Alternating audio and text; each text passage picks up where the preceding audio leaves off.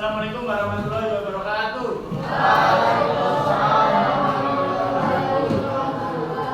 Oke, selamat siang semuanya. Siap. Ada yang tidak masuk? Ada 8 mas. 8. Wih, iya. Siapa aja? Jaki. Ada Dimas.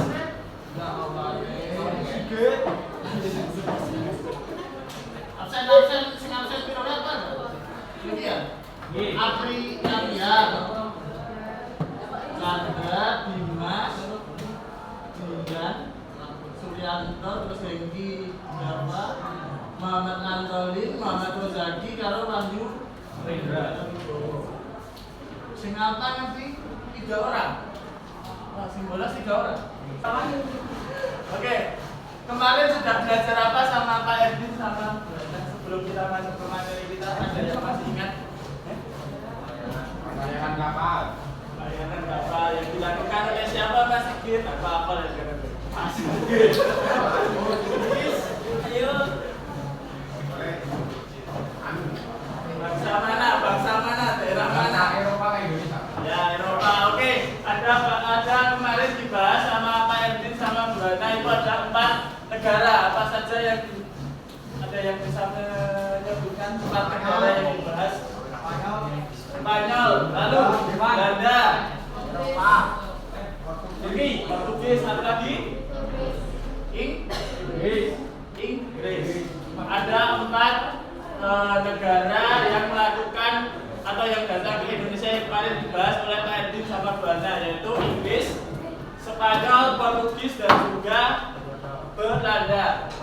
Nah, mereka itu membawa sebenarnya materinya membawa semboyan 3G. Apa itu 3G? 3G.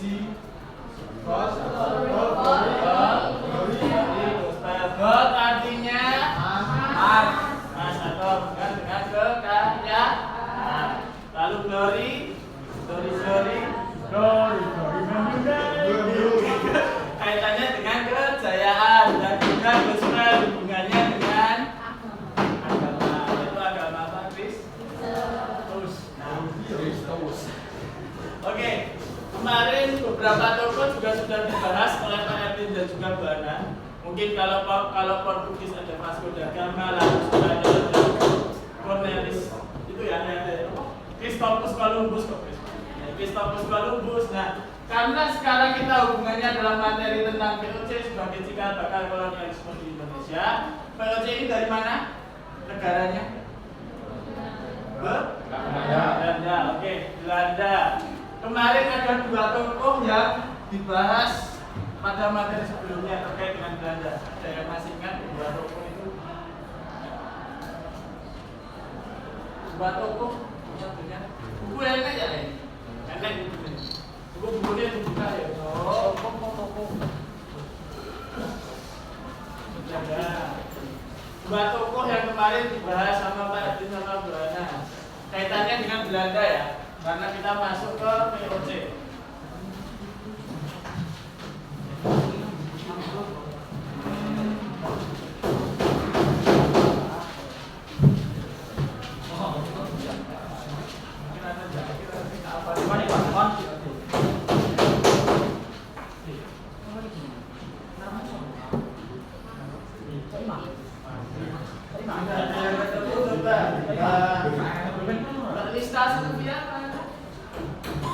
Ada 2 tokoh Belanda kemarin yang dibahas. Cornelis. Cornelis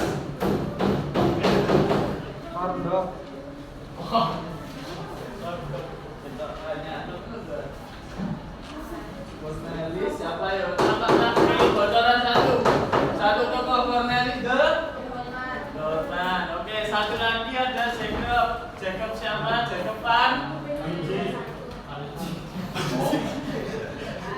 berapa historia Van versi lisan?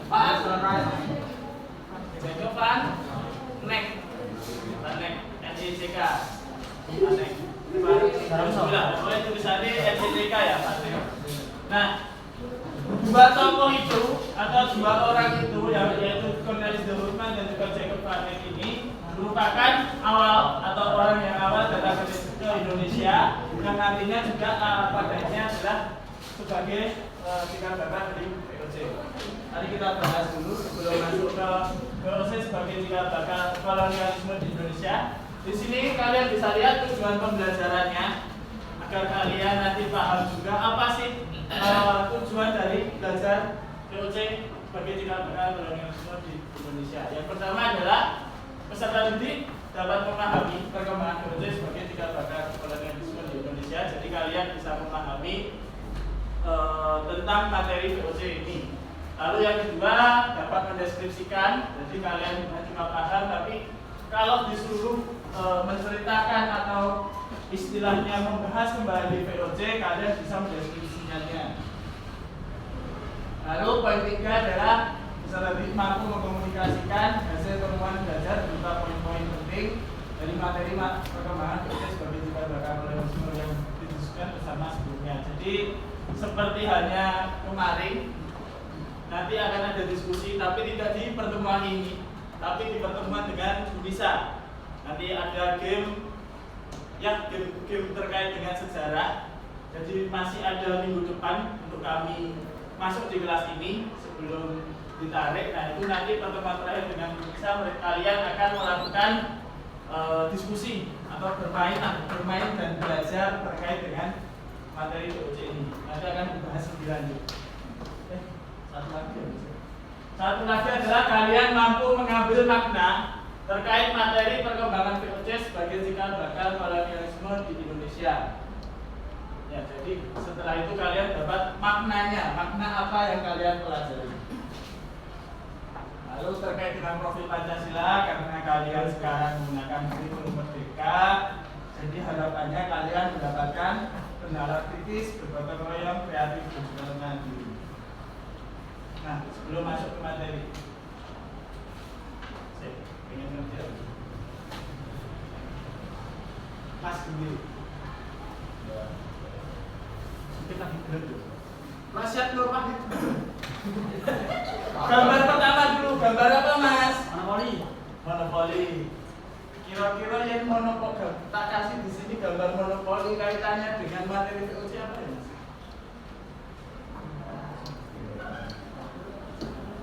Monopoli, kenapa aku ngasih gambaran pemantik kalian untuk monopoli itu kaitannya dengan VOC itu apa? Ada yang bisa bantu juga nggak apa-apa, angkat tangan silahkan. Ya bantu Mas, bantu. Monopoli VOC ora perkone kene nek tak dorong Belanda terus hubungane monopoli nek kene Belanda enggak, tapi kaitannya dengan VOC. VOC itu kesini mau ngapain loh?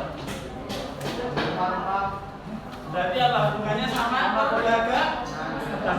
Nah, monopoli itu jadi kaitannya bagaimana VOC melakukan monopoli perdagangan di Indonesia. Jadi monopoli sendiri apa sih? Oke, kan cah juga sih.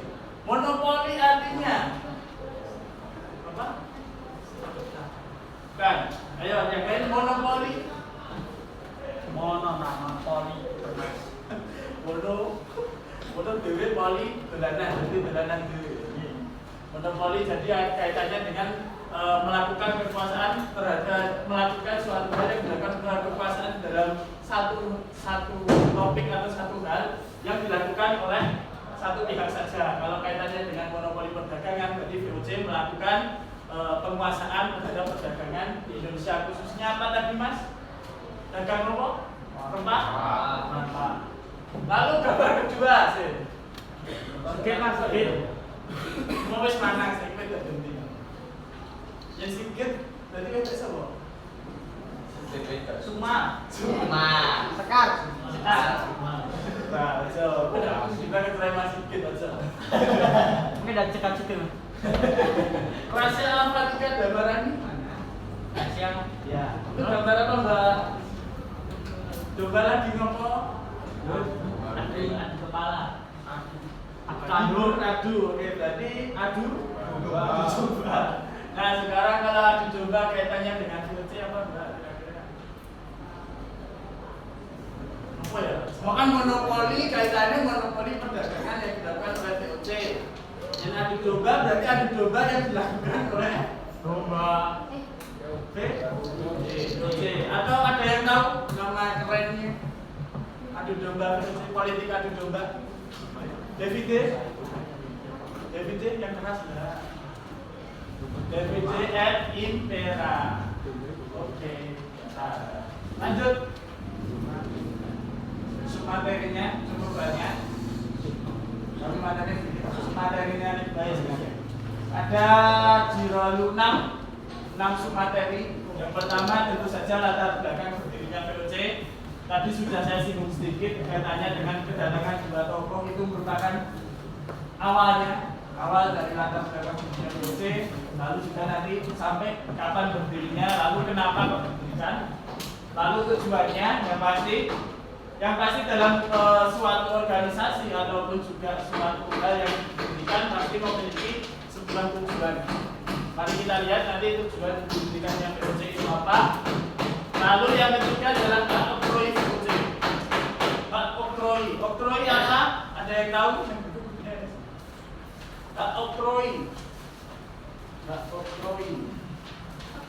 ini hak istimewa POC. Lalu yang keempat adalah terkait kebijakan POC, dan kelima pemimpin POC. Tapi nanti tidak semua dibahas ya, karena kalau semua dibahas pemimpinnya banyak. Tapi ada dua tokoh penting dari POC. Yang pertama pemimpin POC yang akan kita bahas, dan terakhir adalah penyebab pembubaran POC dan akhirnya kapan nanti bubarnya.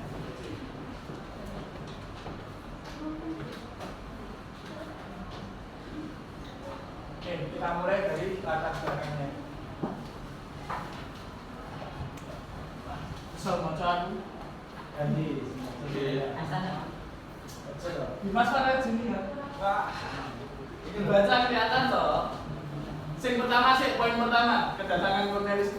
Kedatangan Cornelis berhubungan pada tahun 1596 di Banten untuk mendapatkan rempah-rempah yang awalnya disambut baik, namun karena pedagang Belanda menunjukkan sikap tidak menyenangkan, maka mereka diusir dari Banten. Poin pertama adalah tadi kaitannya dengan datangnya Cornelis de Houtman pada tahun 1596 atau 1596. Nah, kenapa sih Belanda kok ngambil rempah-rempah di Indonesia itu? Ada yang tahu nggak? Ada yang tahu? Angkat tangan. Oke, tak dengan Jumatan. Dengan kok. Karena Indonesia akan kaya dengan rempah-rempah ya. Sebenarnya gini, kalau ceritanya ya, cerita awalnya ini sambil cerita. Jadi awalnya itu Belanda itu mengambil rempah-rempah bukan di Indonesia, oke? Tapi dia mengambil rempah-rempah di Portugis. Tapi karena saat itu Portugis dikuasai oleh Spanyol, akhirnya Belanda mencari alternatif lain. Wah, aku harus di rempah-rempah yang diki. Sedangkan yang Portugis wis dikuasai Spanyol.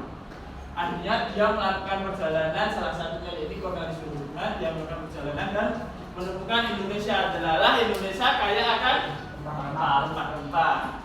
Akhirnya dia pun datang ke Indonesia. Awalnya disambut dengan baik, seperti halnya penjajah-penjajah Belanda nanti. Jepang itu juga awalnya disambut oleh oleh bangsa Indonesia. Tapi mereka akhirnya menunjukkan sikap tidak menyenangkan, seperti halnya mereka memaksa pedagang pribumi atau pedagang Indonesia untuk menjual rempah-rempah itu dengan harga yang murah dan itu akeh. Jadi semekso jalur akeh yang harga murah. Padahal kan harga jualnya sudah seperti itu. Sudah sakmono dengan harga segitu harusnya dapatnya segini, tapi Belanda itu memaksa sekali. Selain itu juga mereka tidak sopan terhadap pedagang. Akhirnya mereka pun diusir dari Banten. Diusir dari Banten ini kira-kira Belanda tetap membawa rempah-rempah apa enggak? Bawa. Mereka tetap membawa rempah-rempah, tapi cuma sedikit. Makanya ini Cornelis de Houtman dan teman-temannya yang datang pada tahun 1596 itu dianggap gagal karena dia membawa yang sedikit karena mereka diusir dari Banten. Selain adanya mereka menunjukkan sikap yang tidak menyenangkan ini, ya lagi-lagi karena adanya persaingan dagang dengan bangsa lain. Yang dalam hal ini adalah Portugis. Biar jika rempah-rempah yang Portugis, ini saingannya kalau Portugis. Dan pinternya Portugis dia berhasil ngambil salah ketik. Dia berhasil menarik hati raja-raja Banten untuk lebih condong ke Portugis daripada Belanda. Lalu poin 2 sekarang. Oke, Cornelis de Houtman pergi karena diusir. Nah, poin kedua Mbak Gili. Gavrila Amru Mansa Nathanaela. Ya mahal. Poin kedua Mbak. Coba.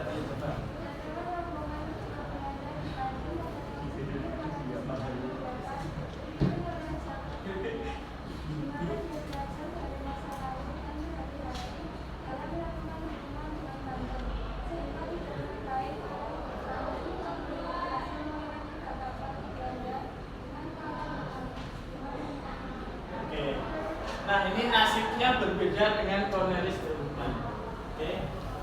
Pada tahun 1598, rombongan kedua yang dipimpin oleh siapa? Jacob Vanek. Itu dia datang lagi, dia melakukan Dia datang ke Indonesia lagi bersama dengan rombongannya. Lagi-lagi sama tujuannya untuk melakukan dagang rempah-rempah. Jadi membeli rempah-rempah di sini dan lalu nanti dijual. Tapi ngepasi, terus pokoknya ngepasi, tahu kan ngepasi. Jadi delala pas Jacob Vanek datang ini, rombongan Jacob Vanek datang ini, Portugis sama Banten yang awalnya itu sedang baik-baik saja, yang membuat akhirnya salah satunya Cornelis de Houtman diusir, itu sedang renggang hubungan Portugis dengan siapa Portugis dengan Banten. Nah, dia pun belajar dari masa lalu. Masa lalu itu kaitannya dengan Cornelis de Houtman. Jadi bagaimana dia belajar dari masa lalu dan berhati-hati dalam melakukan hubungan dengan Banten. Sehingga akhirnya Jacob Vanek dan rombongannya ini diterima dengan baik oleh Banten dan berhasil mengirim 3 kapal ke Belanda dengan muatan penuh dengan rempah-rempah. Berarti kalau kayak gini Jacob Vanek berhasil atau gagal?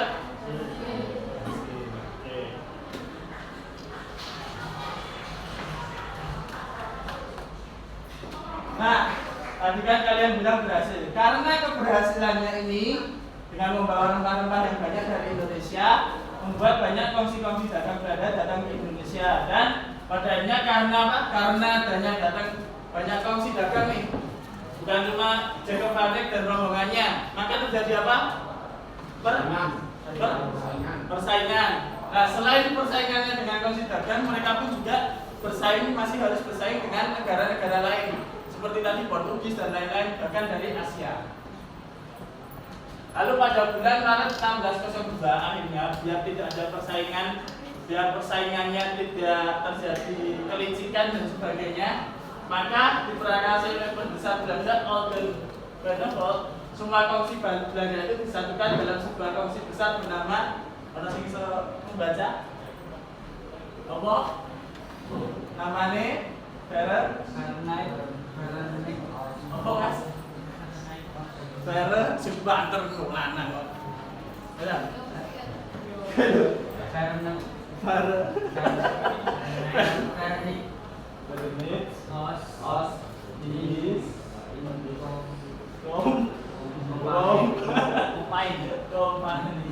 Oke, pokoknya intinya itu ya, dilatih lah.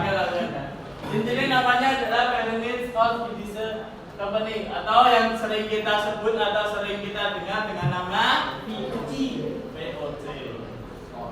Nah, VOC ini punya 17 pemimpin dan disebut dengan Dewan 17. Kenapa sih 17? Ya, Dewan 17. Itu isinya siapa? Ya kalau VOC ya sih kan. Apa masih banter lucu banyak ya?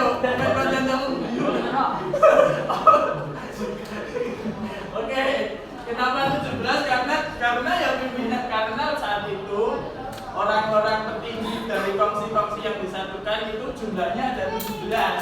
Kalau 45 jadinya apa Mas tadi?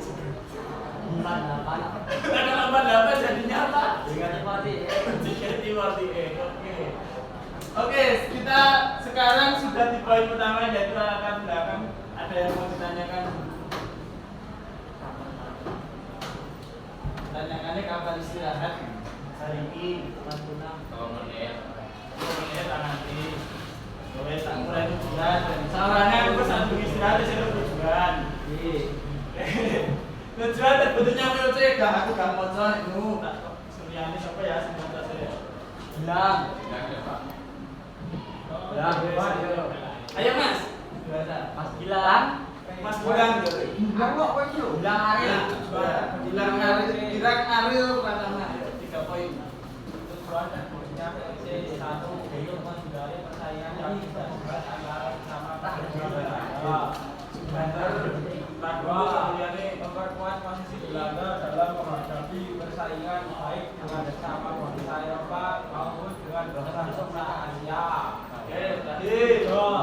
Untuk mendapatkan monopoli perdagangan baik impor maupun ekspor. Oke, terima kasih Mas Bulan. Jadi ada 3 poin utama tujuan terbentuknya dari VOC. Yang pertama yaitu ya tadi menghindari persaingan yang tidak sehat karena adanya kongsi-kongsi dagang kecil Belanda yang akhirnya disatukan menjadi kongsi besar bernama VOC. Lalu yang kedua untuk memperkuat posisi Belanda dalam menghadapi persaingan.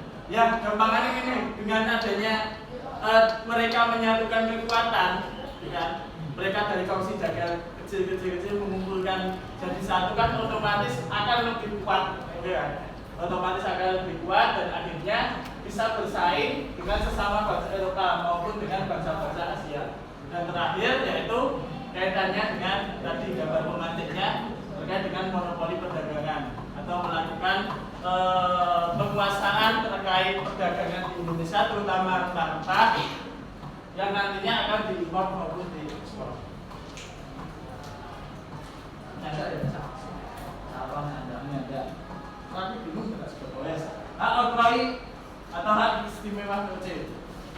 Neng buku coba dilihat ada berapa hak oktroi atau hak istimewa VOC.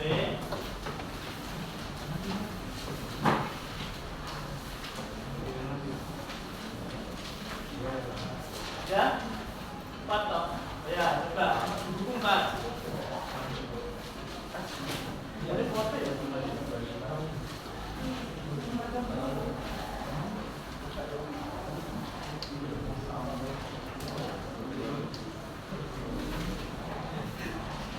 Mana poin-poin itu?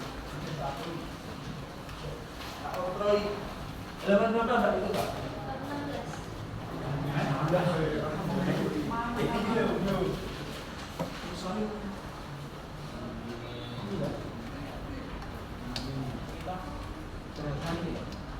Tidak. Yang nemu ada berapa? Kira-kira nggak PR.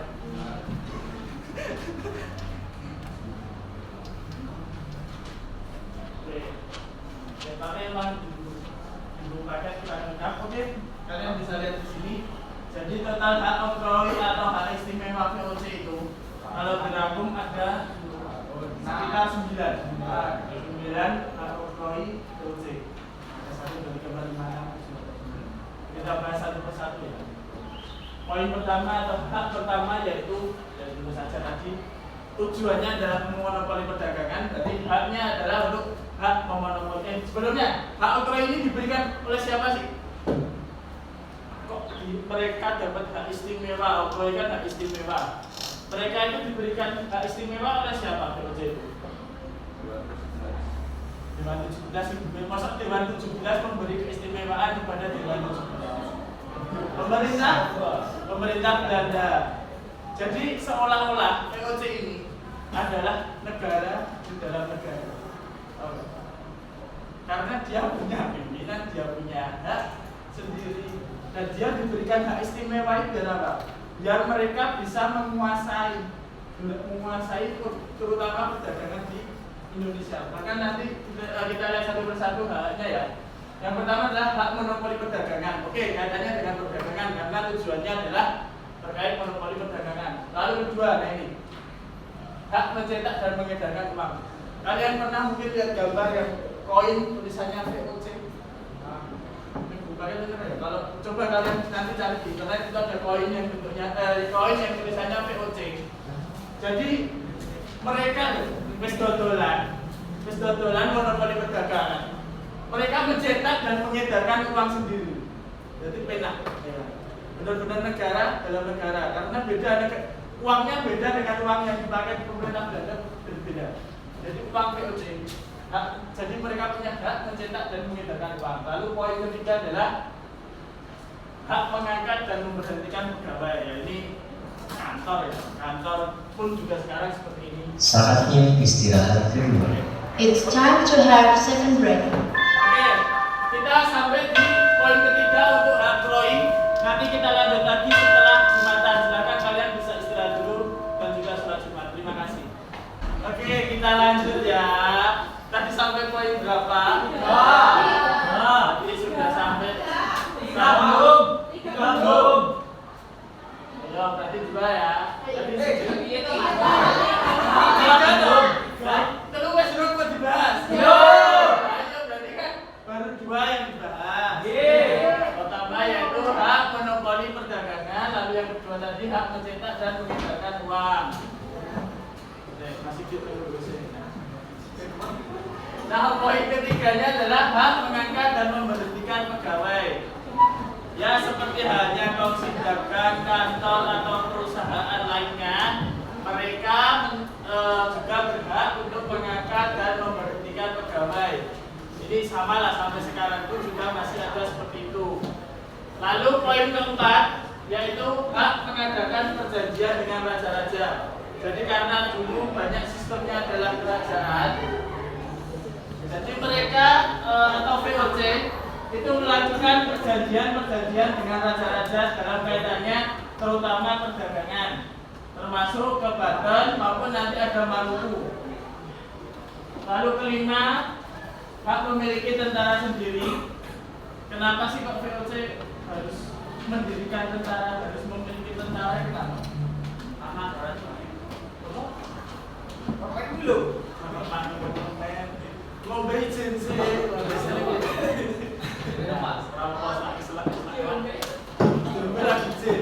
kenapa sih VOC kok harus punya tentara? Kenapa? Pertahanan negara, oke. Karena kan tadi seperti yang sudah kita ketahui bahwa banyak terjadi persaingan antar kongsi dagang, termasuk kongsi dagang VOC dengan bangsa lain. Jadi kan mereka pun juga benar harus mempertahankan VOC agar tidak serang atau dilawan oleh kongsi lain. Lalu yang keenam yaitu hak pendidikan benteng. Lanjut, masih ada tiga poin. Poin ketujuh yaitu hak menyatakan perang dan damai. Jadi mereka berhak menyatakan perang dan damai. Jadi mereka tadi karena hubungannya dengan perselisihan antar kongsi tadi, adanya tentara, adanya benteng, jadi mereka bisa menyatakan perang maupun damai. Lalu poin ke-8, hak mengangkat dan memberhentikan penguasa setempat. Dan terakhir adalah hak menjalankan kekuasaan kehakiman. Jadi kira-kira 9 keistimewaan atau 9 hak oktroy dari VOC adalah itu tadi poin-poinnya. Paham sampai sini? Insyaallah. Kok ada tes? Besok tesnya didulukan ya. Sekarang kita masuk ke kebijakannya.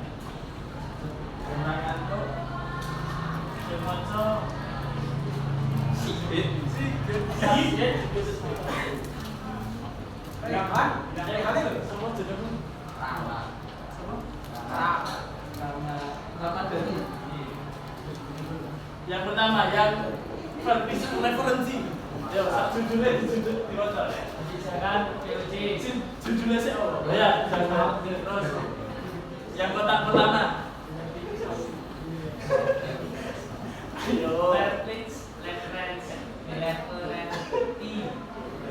Memaksa pribumi untuk menjual hasil bumi dengan harga yang telah ditetapkan oleh POC.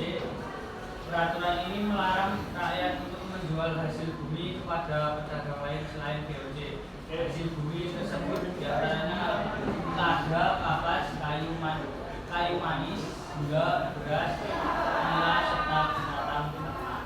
Oke, kebijakan yang pertama adalah verbis. Agak gila, verbis referentis, pokoknya itu tulisannya ya. Ya. Nah, ini adalah memaksa pribumi untuk menjual hasil bumi dengan harga yang telah ditetapkan oleh POC. Jadi yang menetapkan harganya itu adalah POC. Yang membeli POC nanti setelah itu dijual, tapi yang menetapkan harganya pun juga POC. Nah, sekaligus melarang rakyat untuk menjual hasil bumi ini atau hasil bumi milik pribumi itu kepada pedagang lain selain POC. Oke. Contohnya bisa dilihat bahwa ada lada, kapas, kayu manis, gula, beras, nila, ini kan ya, serta binatang ternak.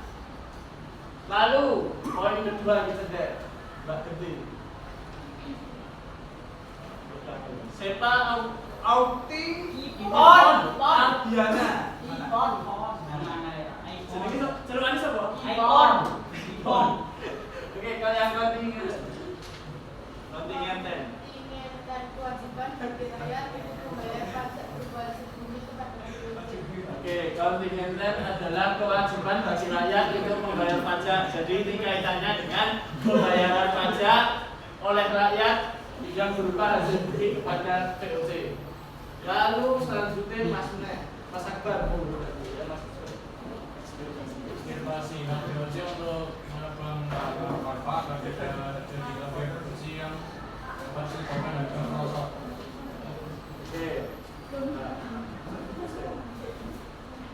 Oke, jadi ekstirpasi adalah hak POC untuk menebang tanaman rempah-rempah agar tidak terjadi kelebihan produksi yang dapat menyebabkan harga merosot.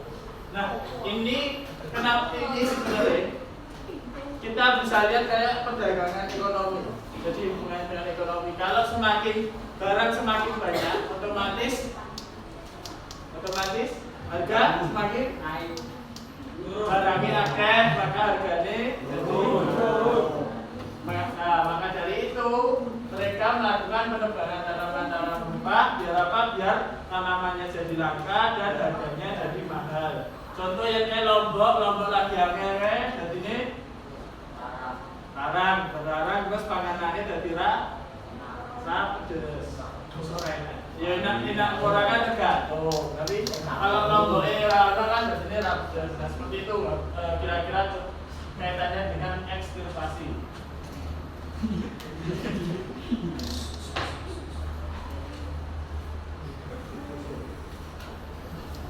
Lanjut, ada pelayaran hobi mau Mas saiki Mbak Alesia Nurhidayati Berdat.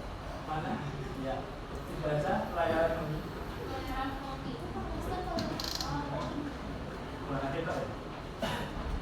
sistem penundaan yang dilakukan oleh POC dengan tujuan untuk mengawasi dan mencegah pelanggaran peraturan monopoli POC dan mencegah jebolnya perdagangan gelap. Tujuan diadakannya pelayaran hobi adalah menghindari adanya penyelundupan dan pasar gelap yang menyalahi aturan monopoli POC.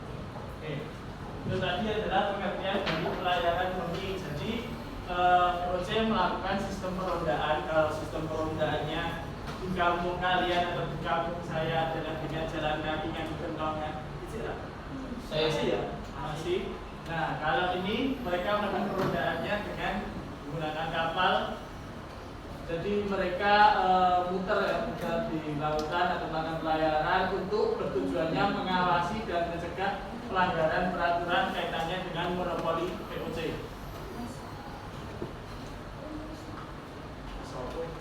Pas ramah. Kenapa? Tulis atau gelandang atau apa? Tulis. Ayo dengerin dulu.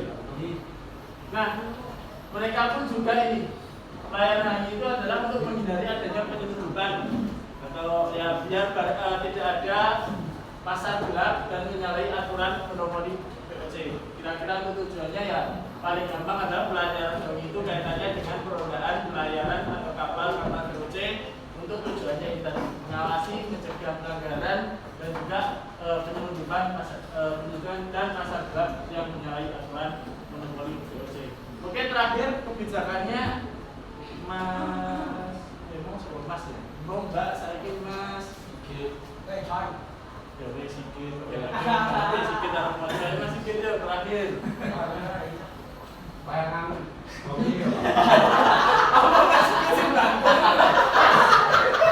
Bayangan hobi.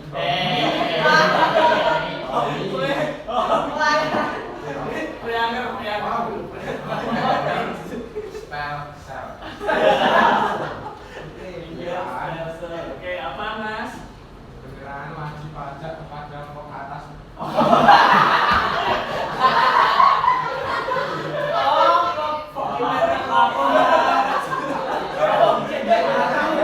Mau nanya pelajaran di apa?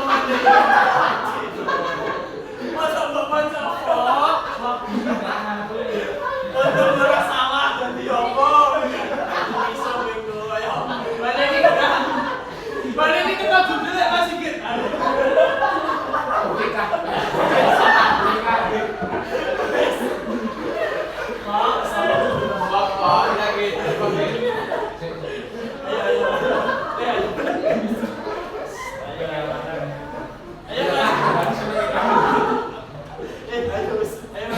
Dibaca juga judulnya bener.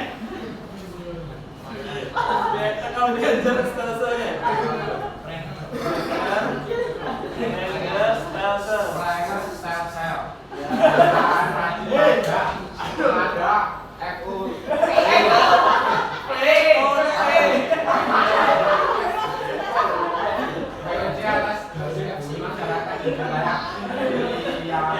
Pada periode 1677 sampai 1671.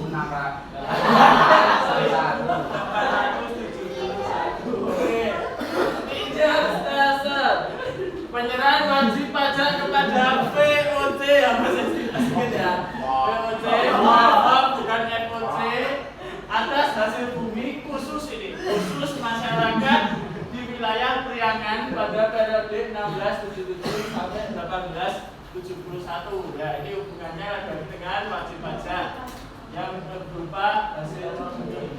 Dari ke 5 kebijakan tadi ada verbal restoratif, continental, ekstirpasi, pelayaran noni dan pinggir stelsel. Ada yang mau ditanyakan dulu? Ditanyakan Mas Sigit mau tanya apa? VOC?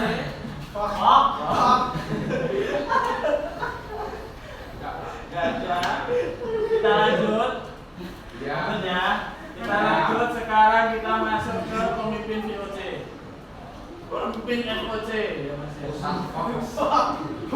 Oke, kita masuk ke pemimpin FOC. Lanjut ke urutanku. Sebenarnya pemimpin VOC ada banyak. Kalian nanti bisa cari di internet, ada dari selain kedua tokoh ini atau kedua orang ini ada tokoh-tokoh atau pemimpin lain VOC. Tapi kita bahas yang paling sering muncul atau yang paling banyak kita dengar. Jadi yang pertama,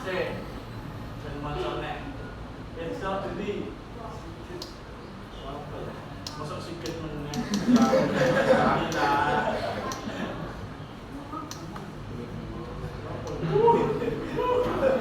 Tasya Alifatika Damarani. Iya, coba yang itu yang pertama Peter. Gubernur Jenderal Hindia Belanda pertama yang menguasai Hindia Belanda. Peter memiliki beberapa kebijakan pada awal berdirinya VOC. Beberapa kebijakan yang dilakukan adalah pendirian pos perdagangan di Banten dan juga membuat perjanjian dengan Pulau Maluku untuk menguasai Maluku. Jadi pemimpin VOC yang pertama yang dibahas adalah Peter Both. Ini adalah seorang gubernur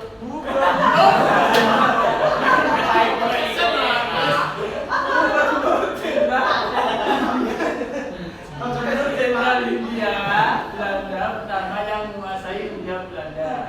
Peter Both ini memiliki beberapa kebijakan pada awal berdirinya POC. Jadi ini termasuk pertama yang memimpin di saat berdirinya POC. Beberapa kebijakannya adalah pertama pendirian pos perdagangan di Banten karena POC datangnya pertama di Banten, dan juga membuat perjanjian dengan Pulau Maluku untuk menguasai rempah-rempah. Jadi selain POC juga melakukan perjanjian dengan Banten, mereka pun juga melakukan perjanjian juga dengan Maluku di Pulau Maluku. Lalu yang kedua, masih gini malu aja saya ingin. Rehat ya Pak, rehat. Semua deh. Rehat lah ya. Rehat, ayo masih rehat. Casing kedua. Dan bisa dan poin. Itu yang mungkin. Letak dasar penjajahan POC di Indonesia karena poin dapat merebut Jayakarta dari Banten dan mendirikan Batavia. Peranan dan Peter John Poin dalam upacara memperkuat POC di Jayakarta dalam bidang politik, jadi memperbaiki semua kinerja dan taktik gubernur POC dalam memperkuat kekuasaan dan berusaha memonopoli perdagangan rempah-rempah di Indonesia. Oke, siap. Pemimpin POC kedua adalah Jan Peter Sun atau Juane Kun. Juane Kun kan Inggris. Kun. Atau mungkin Nabi Kun peletak dasar dia adalah peletak dasar penjajahan POC di Indonesia. Karena itu penduduk Jakarta dari Banten dan mendirikan Batavia. Batavia akhirnya sekarang namanya apa? Jakarta. Peranan Jan Peter Sun dalam upaya memperkuat POC di Jakarta dalam bidang politik terutama, yaitu memperbaiki semua kinerja dan taktik gubernur POC dalam kaitannya kekuasaan dan monopoli perdagangan rempah-rempah di Indonesia.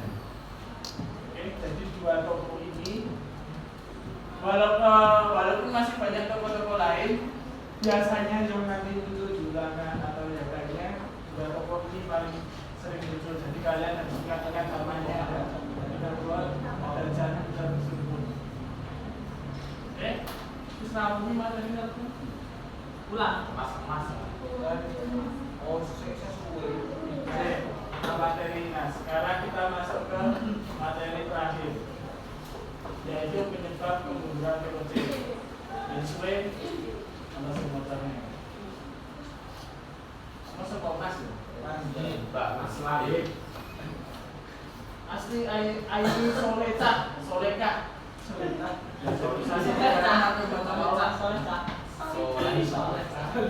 Yo, asli mana? Oke. Poin satu dulu.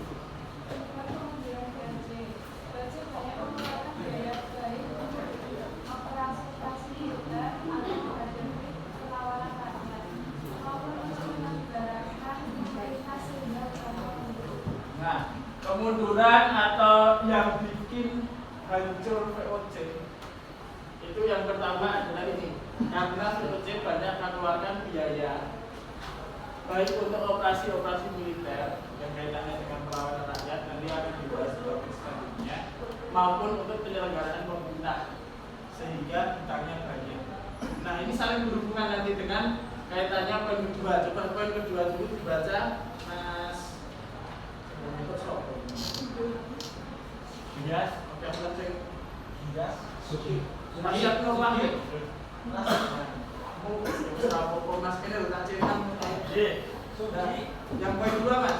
Supaya pejabat dan pegawai POC yang mencari keuntungan pribadi dengan melakukan korupsi serta ketidakterangkapan pegawai POC dalam mengendalikan monopoli pedagang. Nah, jadi ini ada kaitannya antara poin 1 dengan 2. Karena adanya banyak hutang yang menumpuk. Karena keuntungan dari hasil perdagangan itu dikorupsi oleh pejabat maupun pegawai POC. Jadi menyebabkan uangnya sebenarnya banyak, uang pemasukan banyak tapi dikorupsi, akhirnya mereka melakukan hutang untuk melakukan operasi-operasi militer dan juga penyelenggaraan pemerintah. Selain itu juga ketidakcakapan atau ketidakmampuan dari pegawai POC dalam mengendalikan monopoli perdagangan. Oke, jadi penyebab kemunduran POC ada 2 poin, hutang, lalu juga kaitannya dengan korupsi dan ketidakcakapan pegawai. Dari sini materi ini rampung masuk dalam setengah takut. Ada pertanyaan? Ayo masih kita ada pertanyaan? Cek suwe loh, cek 15 menit kas yuk. Masih mulai sih. Oke. Sambil menunggu waktu, kalian juga menulis aktivitas. Orang-ulangan, tenang. Kita main sedikit game di akhir pembelajaran, sekalian menghabiskan waktu pelajaran. Oke? Dengerin? Ayo dengerin Mas. Jadi kalian hanya perlu membuat 1 kalimat. Oke? Membuat 1 kalimat dengan ini. Contohnya adalah jika saya lapar, maka saya akan makan. Oke. Ya sih, lapar terus turun dan tidak lainnya. Oke. Tapi yang benar adalah jika saya lapar, maka saya akan makan. Atau jika saya ngantuk, maka saya akan tidur. Nah, itu contoh kata-katanya. Sekarang kalian boleh sebebas kalian menuliskan. Yang penting ada kata jika, maka, Oke? Terserah kalian mau lapar atau jika saya sedih maka saya mendengarkan lagu galau atau apa, silahkan kalian tulis. Tapi syaratnya nggak boleh ada ngece, sara, ngece suku, agama, ras. Apa meneh miso, ya masih kerja miso kan apa ya masih kerja. Kalian tulis, saya kasih waktu 1 menit buat menulis. Oke, sekarang dengarkan ketentuannya. Jadi nanti setiap kali akan saya panggil 2 orang ya. Misal contohnya Mas Sigit sama Mas Akbar, contoh. Mas Sigit nanti bagian contoh, bagian membaca jikanya. Jadi misal punyanya Mas Sigit adalah jika saya makan. Nah, Mas Akbar bagiannya adalah membaca makanya. Maka saya akan apa? Nah, misal maka akan kaya.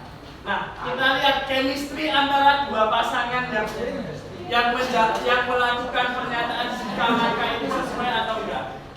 Kita main kecocokan, oke? Paham? Ada yang mau ditanyakan dulu? Dan yang membaca nanti kita tolong sambil berdiri di tinggi saya. Mulai berdiri ya. Jadi biar kelihatan siapa yang bilang jika, siapa yang bilang maka. Oke, paham? Paham. Sekarang biar asik pasangannya cowok sama cewek. Kurang mas cowok. Ya makanya itu tak pasti cowok, enggak semua nanti membaca ya. Enggak semua membaca. Kita mulai dari belum. Oh iya, Sugiarto. Sugiarto kamu siapa nih? Siapa? Rasa. Mau wis dianggap mau sing maca-maca wis dianggap wis kabeh saiki balik ya wis. Fatimah. Waduh. Ayo berdiri. Berdiri Mas Sugiarto berdiri. Mana? Berdiri. Mbak Fatimah berdiri. Oke. Mas Sugiarto bagiannya jika, Mbak Fatimah bagiannya maka. Coba Mas Sugiarto dulu jika apa? Jika saya bingung, Mbak Fatimah, makamu apa? Maka saya membaca pembuka laptop.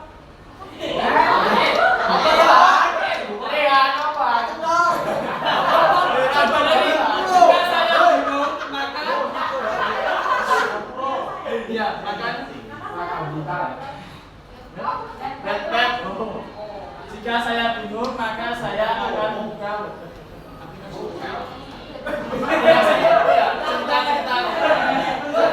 Cerita ya. Oke, makasih Mas Sugiarto sama Fatimah. Lanjut. Yes, belum yes. Yes, belum yes. Yes, Muhammad yes. Muhammad yes. Oh Gias. Wes Muhammad Gias. Sing milih sing wis maju ya Muhammad Gias sama wedoke sapa? Kafilah.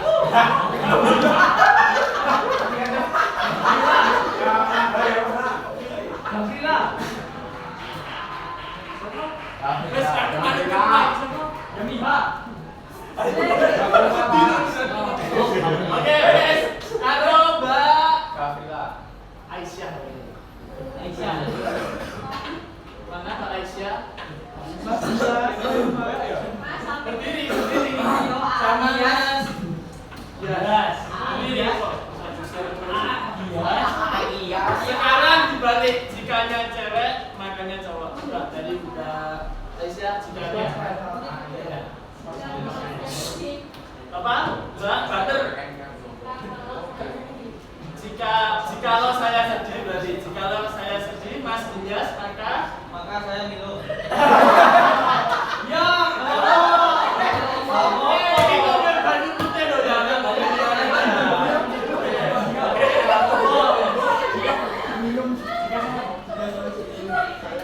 oke tiga pasangan lagi ya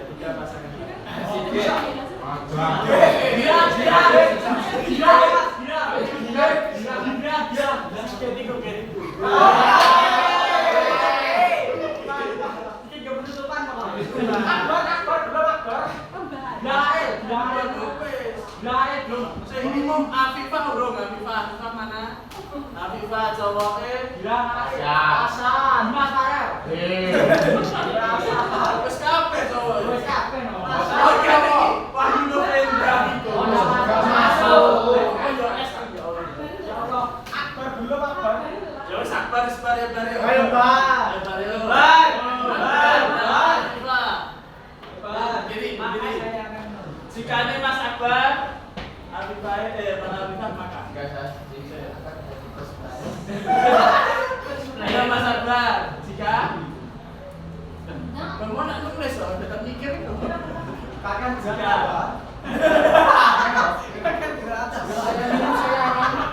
jika saya minum maka jika saya minum. Oh, jika saya meminum maka Oh, jika saya meminum maka saya akan mendengarkan musik. Oke, dua pasangan Mbak, sampai siang ini. Terakhir ya, pasangan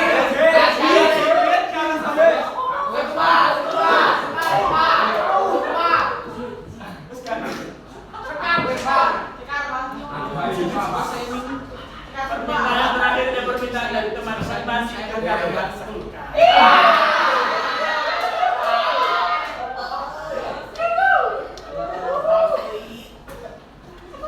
Jika masih kita mau suka, sing jika.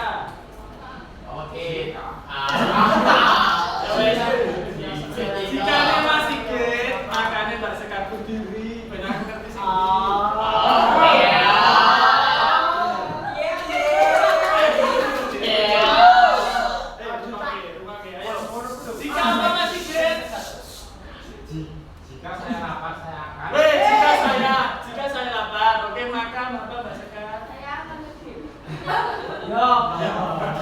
Orang nyambung, ya serapopo.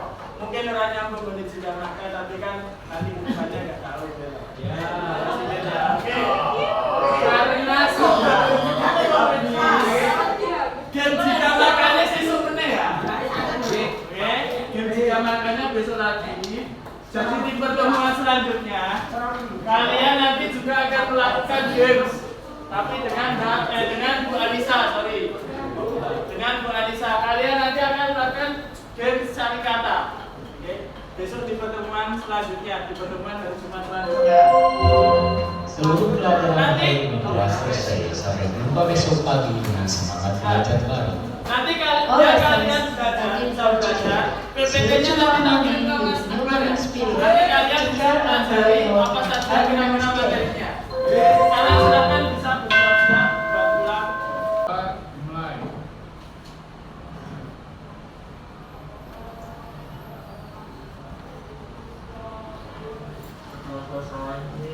Oke, terima kasih anak-anak untuk pembelajaran hari ini.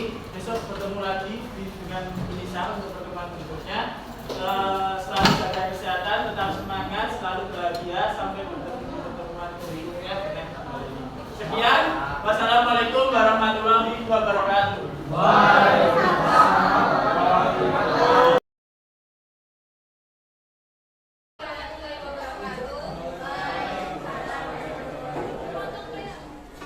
Sehat semuanya. Terus yang lain pada kemana? Yang lain.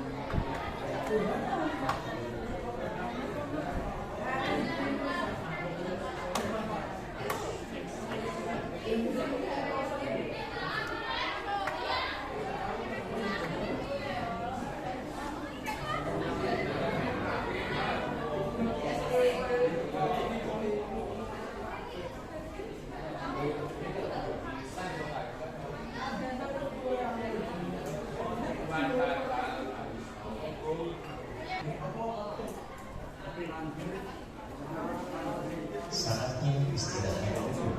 It's time to have second break.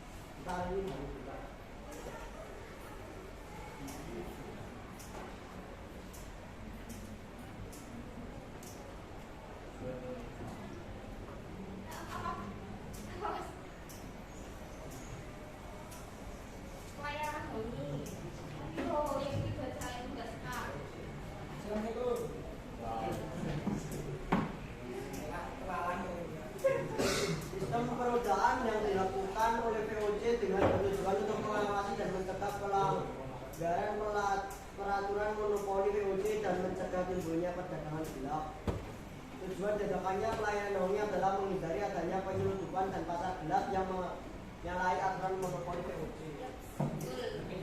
Kalau ini hak oktroy, hak istimewanya VOC ada 9. Pas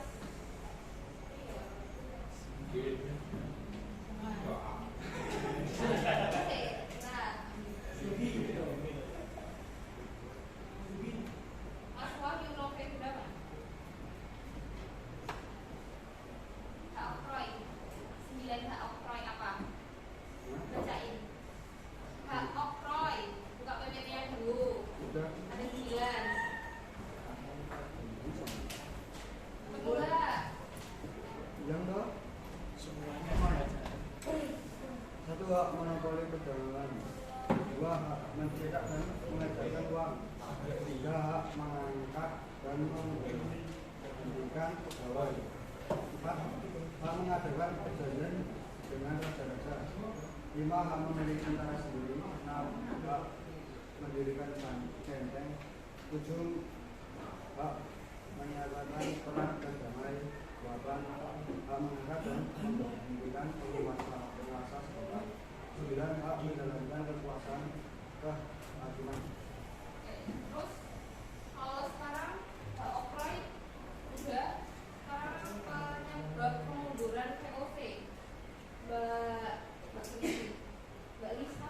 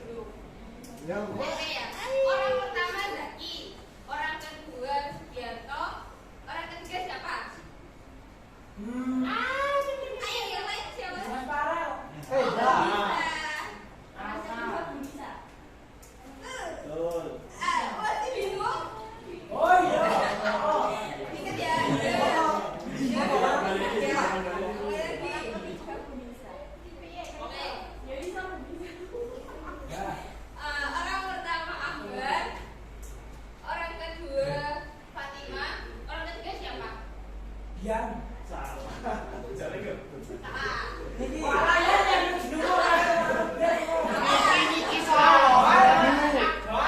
sini lagi. Ayo. Oh, nggak bisa. Ayo. Coba yang ini yang tadi jawab nggak apa-apa sih sebenarnya. Kalau mau Orang ketiganya Pak Joko. kan saya banyak. Kata kuncinya tadi apa? Orang ketiga.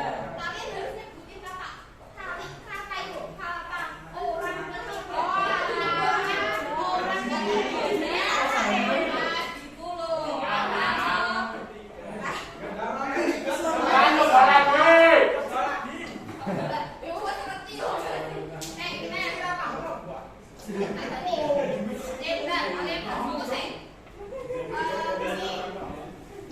Dibutuhkan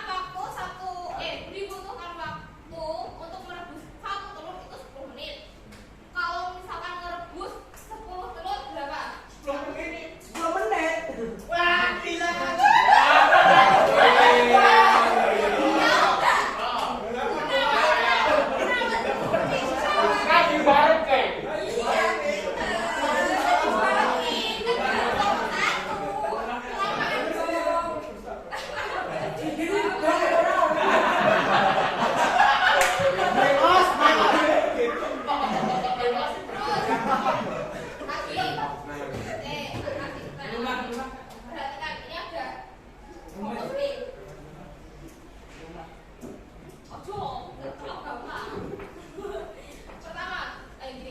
Perhatikan punya. Di kiri ada, di kanan nggak ada. Fokus di kiri ada, di kanan nggak ada. Di Tangerang nggak ada, di Jakarta ada. Kalau di Surabaya ada apa enggak? Enggak pernah ada. Paham?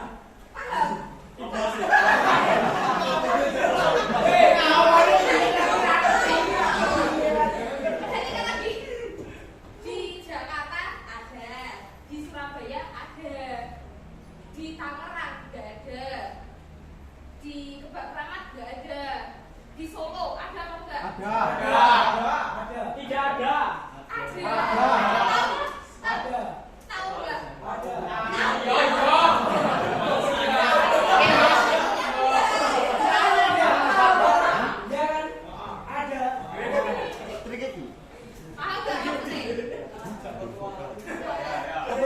Paham nggak maksudnya? Yang saya omongin di Solo ada, di Kebak Keramat nggak ada, di Sragen ada apa enggak? Nggak ada. Nggak ada. Nggak ada. Paham?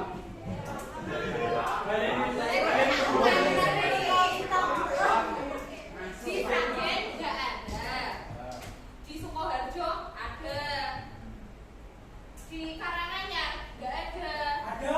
Nggak ada. Ada jawabannya. Nggak ada. Terus kalau di Kalimantan ada nggak?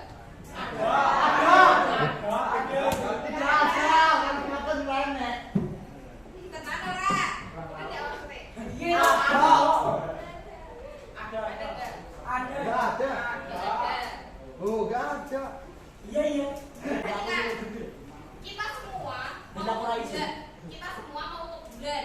Kita semua mau ke bulan. Perhatikan pertanyaannya. Hanya boleh bawa Bisa nopong. 12 barang. Aku mau bawa jeruk. Kalian mau bawa?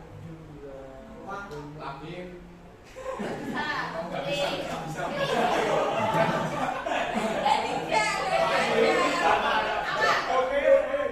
mau. Boleh jajan. Aku mau. Kita semua mau ke bulan. Ingat ya, bulan. Hanya boleh bawa 12 barang. 12 barang. Paham? Ke bulan 12 barang.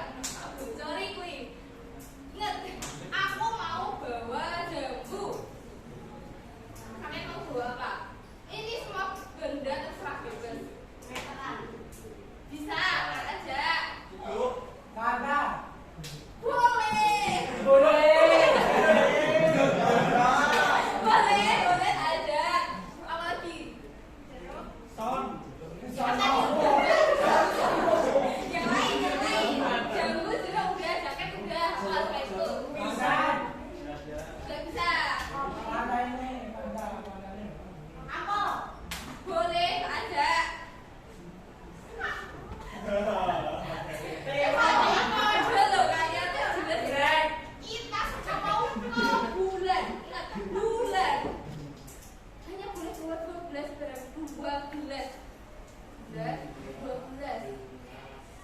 Paham? Sate. Boleh aja. Boleh aja.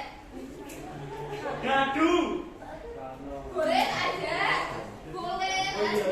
Sepatu.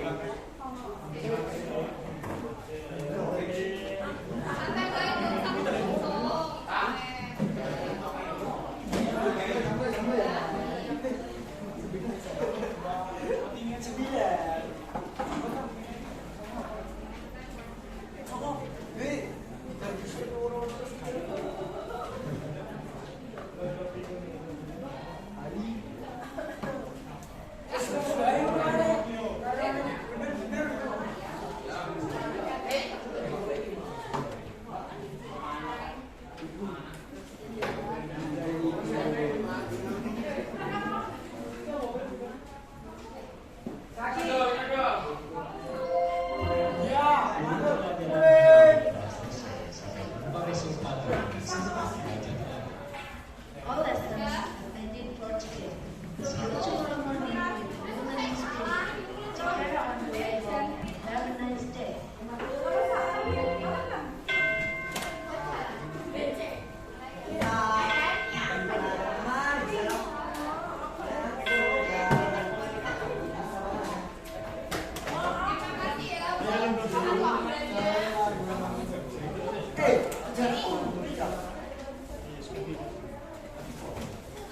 Ini saya tutup. Terima kasih Ustaz Guru. Saya dan teman-teman mewakili teman-teman untuk bagian dari kawan kata maupun tindakan kalian selama sebulan ini. Jadi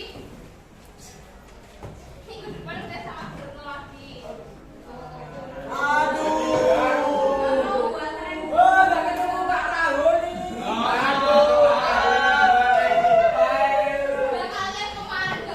Oh, banyak macam bolos ya.